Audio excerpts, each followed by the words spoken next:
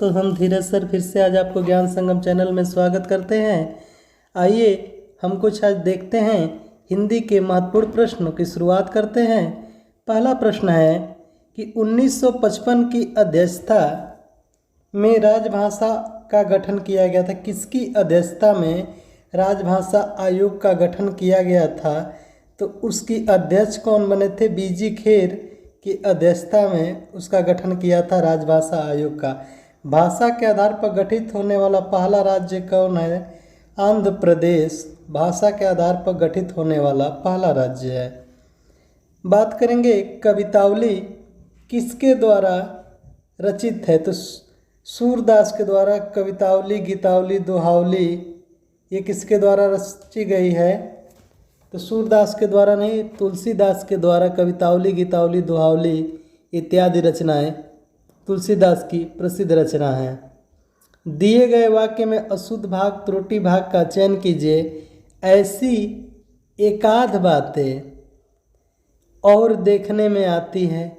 एकाध बातें और देखने में नहीं, सुनने में। ऐसी एकाध बातें देखने में नहीं, सुनने में आती हैं। भाग 3 में क्या है? अशुद्धि है।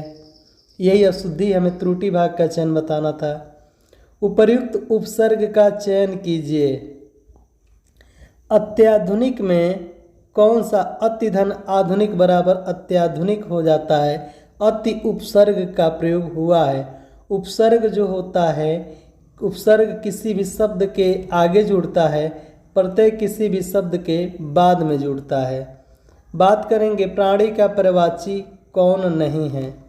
प्राणी का जीव, जीवधारी, जंतु और चेतन। चेतन प्राणी का पर्यायवाची नहीं है। सामान्य वर्तमान काल का उदाहरण है कि सीता बाजार जाती होगी? नहीं। रमेश खेलता है? नहीं।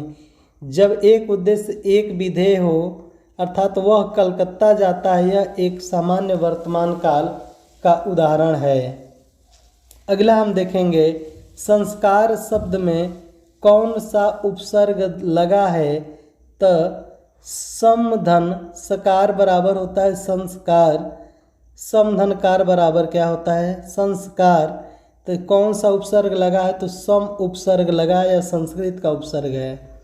ब्राह्मण शब्द का पर्यायवाची नहीं है। ब्राह्मण का भूसर, विप्र, द्विज, आत्मज का मतलब स्वयं से होता है, आत्मज नहीं होगा। ठीक, ब्राह्मण शब्द का पर्यायवाची कौन सा नहीं होगा? आत्मज नहीं होगा। विकल्प सी सही है। उपकार का सही विलोम क्या होगा? उपकार करना का मतलब क्या होना? अपकार करना। उपकार का अपकार।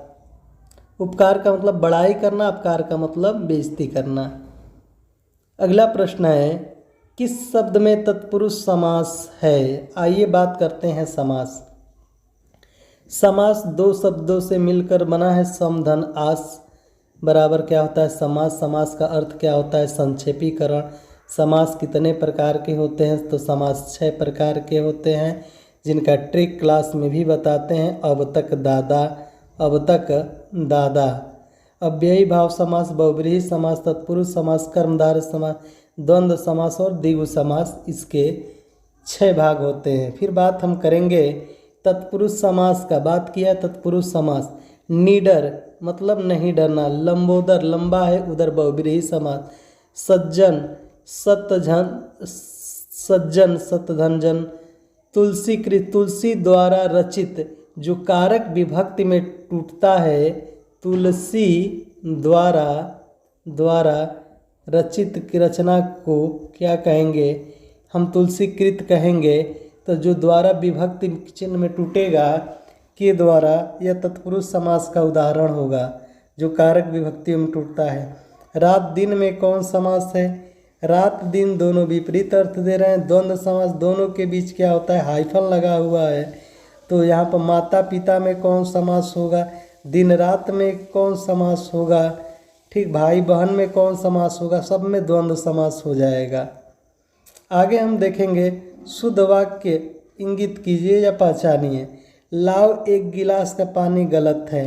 एक पानी का गिलास लाओ। एक पानी नहीं होता है।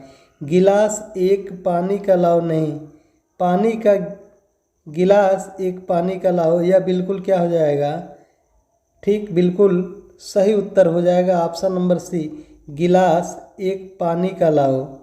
एक पानी का, ये भी नहीं होगा, सी भी नहीं, पानी का गिलास लाओ, ये क्या हो जाएगा, बिल्कुल सही उत्तर हो जाएगा ऑप्शन नंबर डी।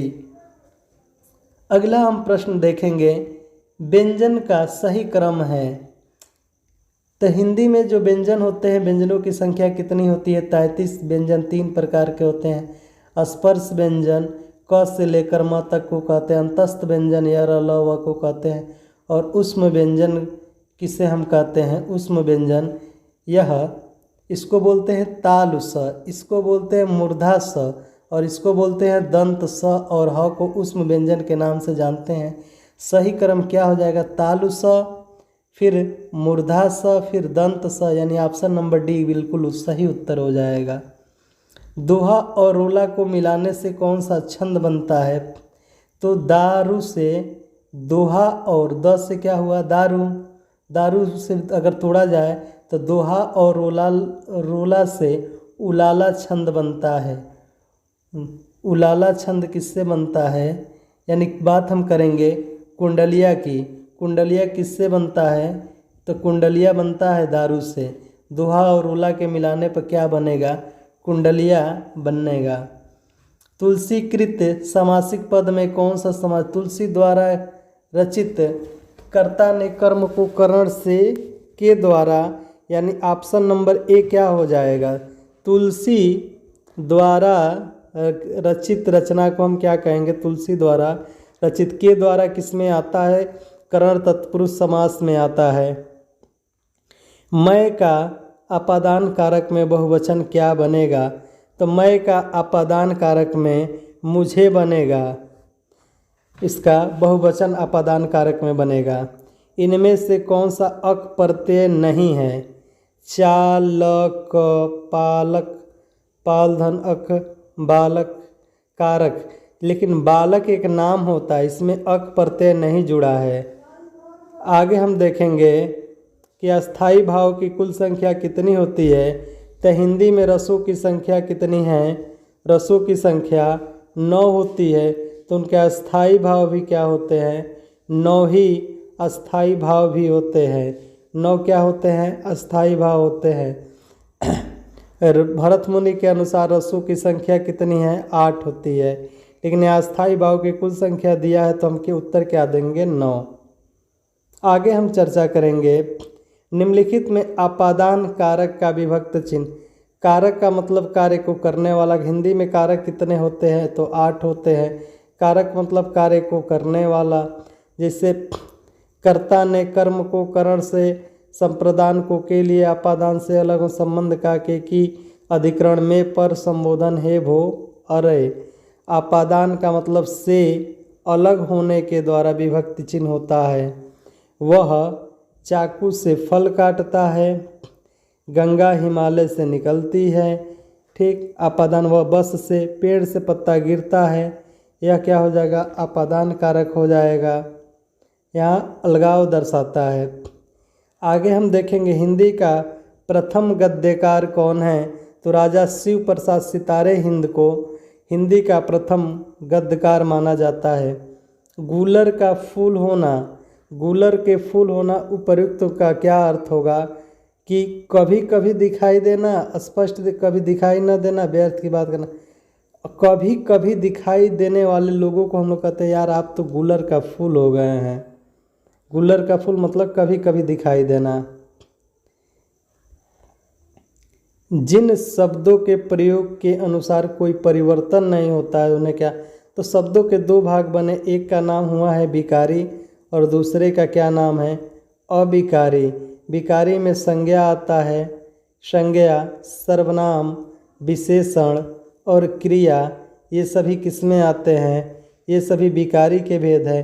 अविकारी मतलब जिनमें कोई परिवर्तन लिंग, वचन और कारक के आधार पर कोई परिवर्तन नहीं किया जा सकता, जैसे संबंध सूचक, विस्मयादि बोधक, समुच्चय बोधक और हर सूचक चिन्ह इसमें आते हैं। क्रिया विशेषण ये किस में आते हैं, अविकारी में आते हैं। तो ये क्या हो जाएगा, प्रयोग के अनुसार कोई परिवर्तन नहीं होगा, उन्हें क्या कहते हैं, अभिकारी शब्द कहते हैं। अगला है अंधेरी रात में सड़क नहीं लौकता, नहीं दिखता।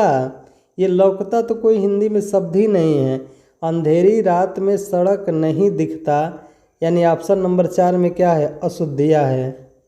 अगला पृथ्वीराज रासो किस काल की रचना है, तो ये आदिकाल की प्रसिद्ध रचना है पृथ्वीराज रासो। अगला प्रश्न है दयालु का सही विलोम क्या होगा, तो दयालु का सही विलोम क्या हो जाएगा, दयालु का मतलब दया करने वाला, और निर्दय का निर्दय मतलब निर्दयी होता है, करुणानिधि दयावान ये होगा नहीं, दयालु का हो जाएगा निर्दय। ऑप्शन नंबर बी क्या हो जाएगा, बिल्कुल सही। विलोम का अर्थ होता है उल्टा। हिंदी में देखा जाए विलोम का शाब्दिक अर्थ क्या होता है, उल्टा। फिर हम मिलेंगे अगले नेक्स्ट वीडियो में, तब तक के लिए जय हिंद साथियों। राष्ट्र हित में शिक्षा बाई धीरज सर।